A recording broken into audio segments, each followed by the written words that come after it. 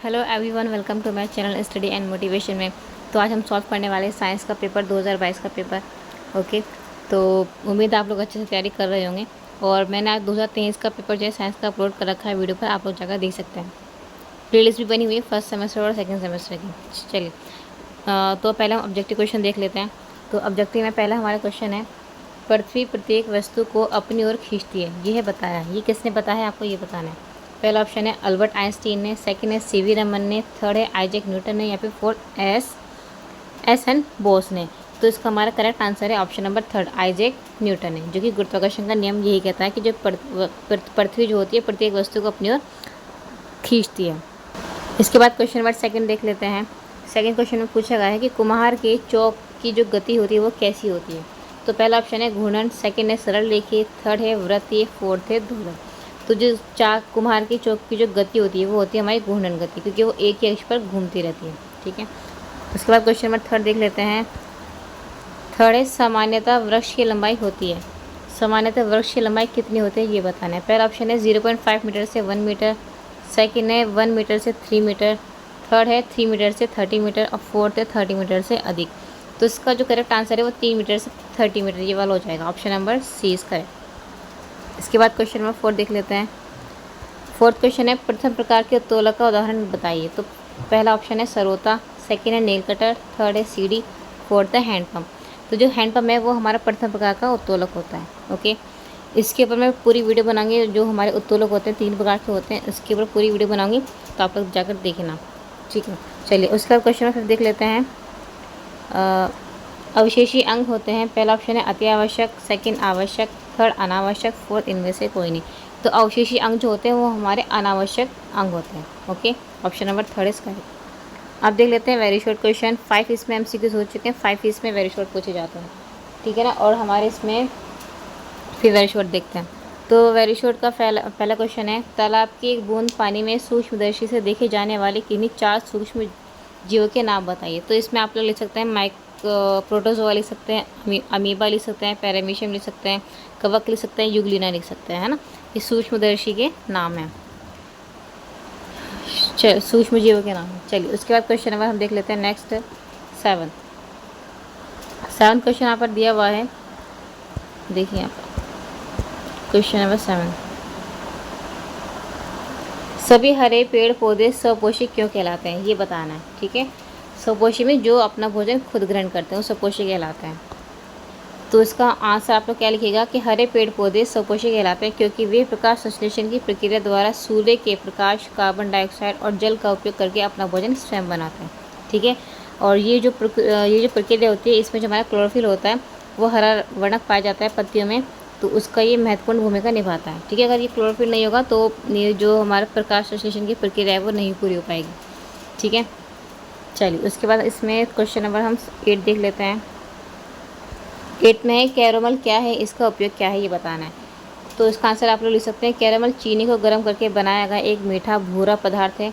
इसका उपयोग मुख्य रूप से खाद्य पदार्थों में स्वाद और रंग के लिए किया जाता है, जैसे कैंडी डेजर्ट या फिर सॉस और पेय पदार्थ में। ठीक है, चलिए इसके बाद क्वेश्चन नंबर 9 देख लेते हैं।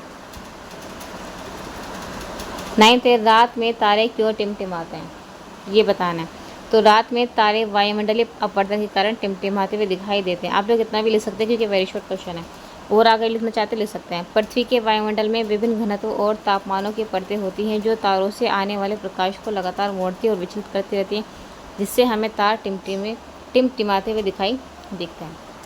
इसके बाद क्वेश्चन नंबर 10 देख लेते हैं। 10 क्वेश्चन है, ध्वनि ठीक से सुनाई दे इसके लिए सिनेमा हॉल में अवशोषक का प्रयोग किस प्रकार से होता है ये बताना है। तो आंसर देख लेते हैं इसमें।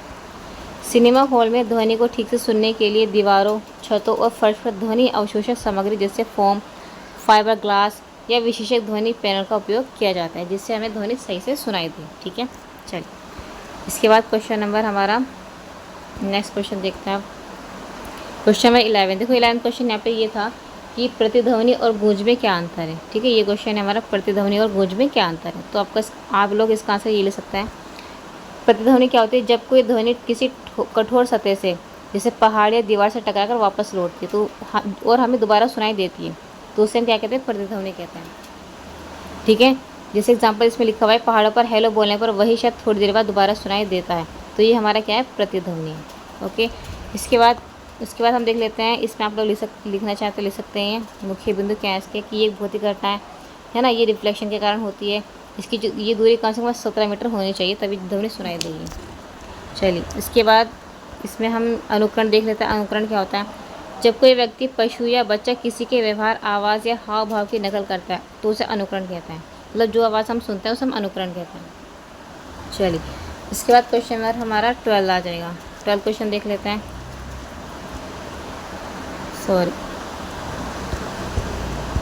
12 क्वेश्चन है, ये वेरी शॉर्ट हमारे वेरी शॉर्ट देखो पूरे हो चुके हैं। 11th क्वेश्चन 5 वेरी शॉर्ट हो चुका है। अभी जो चल है ना यहाँ पे 12 क्वेश्चन, ये हमारा शॉर्ट है, ये हमारा शॉर्ट क्वेश्चन पूछा गया है। तो चलिए शॉर्ट में पहला देख लेते हैं क्या है। बिना स्पर्श के समतल, ये समतल लिखा है यहाँ पे, अवतल तथा उत्तल दर्पण को कैसे पहचाने, ये बताने की बिना स्पर्श के। तो इसमें आप लोग ये ले सकते हैं। देखिए, समतल दर्पण सामान्य शीशे जैसा दिखाई देता है, ठीक है। अवतल की क्या पहचान होती है, कि इसमें चेहरा बड़ा व उल्टा दिखाई देता है। मतलब जब पास में होता है तो चेहरा इसमें बड़ा दिखता है और उल्टा दिखता है। उत्तल दर्पण की क्या पहचान आप लोग ले सकते हैं, कि चेहरा छोटा व सीधा दिखता है और ये पीछे की ओर उभरा हुआ होता है। तो ये आप लोग ये पहचान करके बिना स्पर्श के बता सकते हैं। इसके बाद शॉर्ट का देख लेते हैं, सेकंड वाला। शरीर के अंगों को गति प्रदान करने वाले ऊतक का नाम लिखिए और तथा चित्र भी बनाइए। तो इसमें आप लोग लिख सकते हैं पेशी ऊतक जैसे, और इसमें जो आप लोग पेशी, हाँ, मस्कुलर टिश्यूज़ का डायग्राम आप लोग बना सकते हैं, ठीक है। इसका डायग्राम कैसा होता है, मांसपेशी जो होती है इसकी कोशिकाएं लंबी बेलनाकार होती हैं। चलिए, इसके बाद हम आगे बढ़ते हैं। क्वेश्चन नंबर 1 से नेक्स्ट क्वेश्चन देख लेते हैं 15।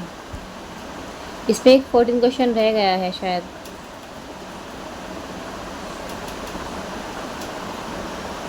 एक सेकेंड। देखिए, जो 14 क्वेश्चन है इसमें ये क्वेश्चन ये वाला नहीं है, परछाई वाला, ये गलत टाइप हो गया है। 14 क्वेश्चन में ये था कि एड्स के कारण और रोकथाम पर चर्चा कीजिए, ये बताना है, ठीक है। जो 14 क्वेश्चन है वो एड्स के बारे में है। एड्स के कारण पूछे और उसकी रोकथाम पूछें। तो कारण आप लोग क्या लिख सकते हैं, कि जो हम संक्रमित व्यक्ति जो होता है उसके साथ आप लोग असुरक्षित यौन जब बनाते हैं उससे भी हो सकता है। सेकंड आप ये लिख सकते हैं कि संक्रमित खून चढ़ने से ही हो सकता है, या फिर आप ये लिख सकते हैं कि संक्रमित इंजेक्शन के उपयोग से भी होता है एड्स, ठीक है। और फोर्थ इसमें आप लोग लिख सकते हैं जो संक्रमित माँ जो होती है वो बच्चों को स्तनपान कराती है तब उससे भी ये होता है एड्स। और इसके जो रोकथाम है जो मैंने आपको कारण बताए उसमें आप नहीं लगा दीजिएगा, मतलब उनका प्रयोग हमें नहीं करना चाहिए, तो वो आपके कारण बन जाएंगे।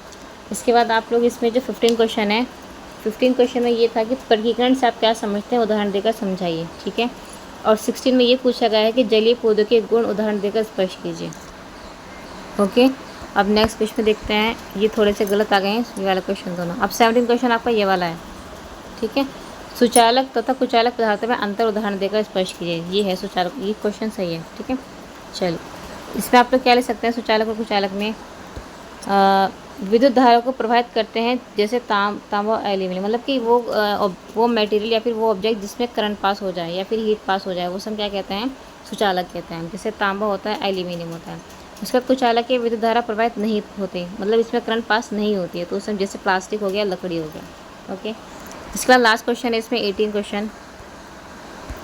लास्ट क्वेश्चन 18 है हमारा। इसमें चंद्रग्रहण को चित्र की सहायता से समझाइए, ठीक है। चंद्रग्रहण के बारे में पूछा गया है, चंद्रग्रहण को आपको चित्र की सहायता से समझाना है। तो ये बस पूरा पेपर हो चुका है। इस दोनों क्वेश्चन के लिए सॉरी, ये क्वेश्चन इसमें नहीं थे, गलती से टाइप हो गए, ठीक है। यहाँ पर एक वर्गीकरण था और इस वाले में ये मैंने आपको बता दिया एड्स वाला क्वेश्चन था। चलिए, तो साइंस का पेपर हमने देख लिया है। अगर आपको वीडियो अच्छी लगे तो लाइक कर दीजिएगा और चैनल को ज़रूर सब्सक्राइब करके जाइए, मेहनत की लाइक ज़रूर कर दीजिएगा। Thank you so much.